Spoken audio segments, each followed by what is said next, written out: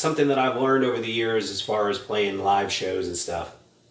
When you're playing original music, and say you've practiced for weeks on weeks and weeks and weeks, and you get to the show, you play the show, and then those songs that you practice, that you play live, and you blow it. You completely blow it. Well, guess what? Most of the people that are in the crowd don't know that you blew it unless you actually stop. One of my, I guess, biggest pieces of advice, besides making sure your guitar is in tune, is when you're playing a show, don't stop. Your crowd won't pick up most of the time that you've made a mistake. And I used to have some kids come up to me after a show, and they'd be like, "Man, you played really great. That was a great, set or whatever." And I'd be like, "Man, I messed up on this song. I messed up on this song." And the kids, they didn't care if I messed up. They just were wanting to talk to me for a couple of minutes to tell me that I did a good job. And so I should have just said, "Thank you, appreciate it," and then kind of went on.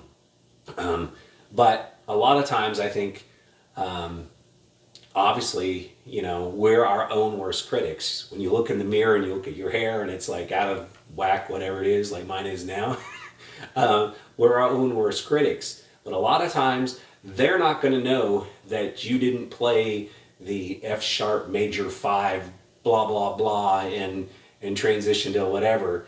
They're not going to pick up on it most of the time. And even if you're in a cover band and you mess up, most of the time, people who are coming to a show to have a good time, they're there to have a good time. It's when a video gets on YouTube and somebody looks at it and tries to diagnose every single note that was played, or did the person use pitch correction software or some other craziness. But when you're playing a show, just realize, man, try to have as much fun as you can while you're playing. Enjoy the experience. That was one of the things that I didn't do a lot of times. I was too worried about playing the things right that I felt like I didn't perform. I felt like I was practicing in front of a crowd.